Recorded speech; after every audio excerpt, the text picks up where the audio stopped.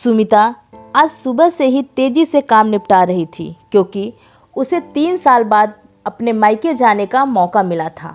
काम करते वक्त वह रिलैक्स थी क्योंकि सासू माँ ने कहा था कि उसकी ननद मीरा कुछ दिनों तक नहीं आएगी।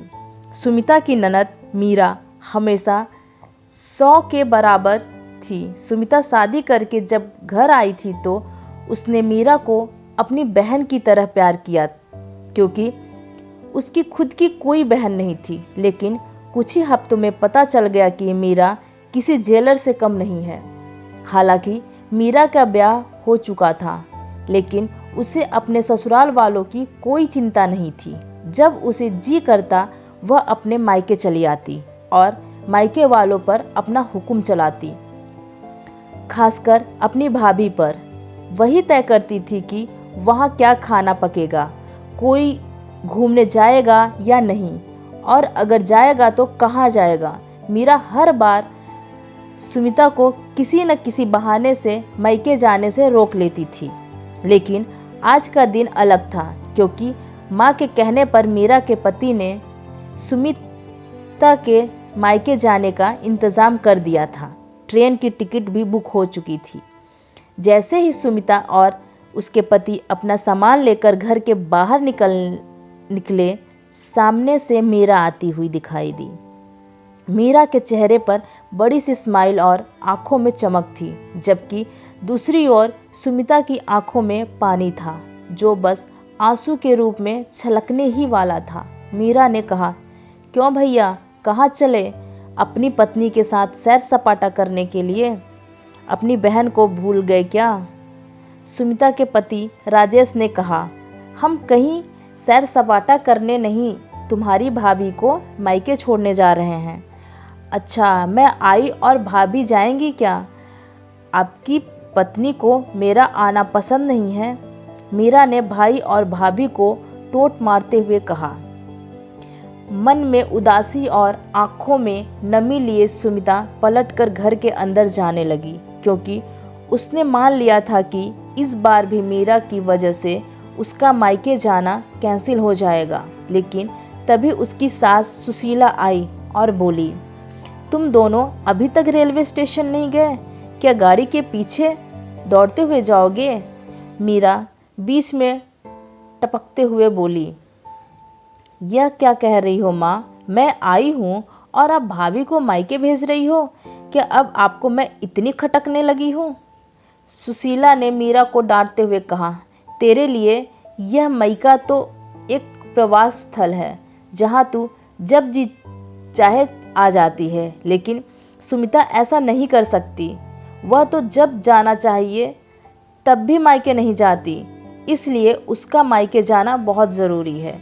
मैं तेरे या मेरे या किसी और की वजह से उसका इस बार मायके जाना बिल्कुल रद्द नहीं होने दूंगी। पहले यह बता, तू तो कुछ दिनों के लिए नहीं आने वाली थी, फिर कैसे आ गई? मैंने तो ऐसे ही कह दिया था। मैं देखना चाहती थी कि मेरे ना आने से भैया खुश होता है कि मुझे बुलाता है, मीरा ने कहा। हाँ हाँ, क्यों नहीं, कोई बुलाए या ना बुलाए, पर्यटन स्थल पर तो हर कोई जा सकता है। अब की बार मेरी बहू को उसके पर्यटन स्थल यानी मायके जाने दे। उसने सिर्फ अपने भाई की शादी देखी है और अब तो उसके भाई को बच्चा भी हो गया है, उसका मुंह तक नहीं देखा। उसे भी अपने हिस्से का सुख भोगने दे। सुशीला ने मीरा को फटकारते हुए और सुमिता की साइड लेते हुए कहा। अपनी सास के मुंह से अपने लिए ऐसे शब्द सुनकर सुमिता की आंखें छलक गई। उसने अपनी सास को गले से लगा लिया। सुशीला ने कहा, बहुत हो गया प्यार, जल्दी जाओ वरना ट्रेन छूट जाएगी। अपनी माँ का बदला हुआ रूप देखकर मीरा बहुत हैरान थी। उसे यकीन नहीं हो रहा था कि यह वही माँ है जो हमेशा उसका पक्ष लेती थी, चाहे बहू सही हो या गलत। वही सुशीला अपने मन में अपनी उस दोस्त को धन्यवाद दे रही थी जो कुछ दिन पहले उसके घर आई थी और जाते जाते उसकी आंखें खोल गई थी।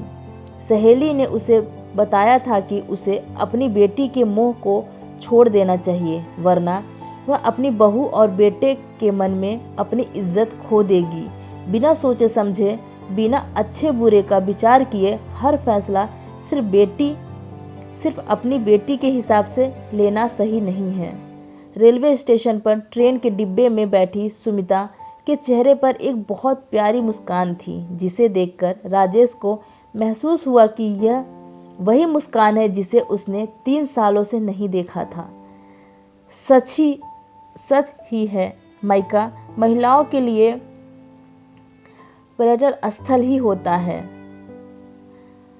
जहां वो अपने ससुराल की सारी चिंताओं और टेंशन को भूलकर कुछ दिन आराम से रह सकती हैं। दोस्तों, कहानी पसंद आई हो तो लाइक और अपने दोस्तों से शेयर करना ना भूलें। रोजाना ऐसी ही कहानियों के लिए चैनल को सब्सक्राइब करना ना भूलें। धन्यवाद।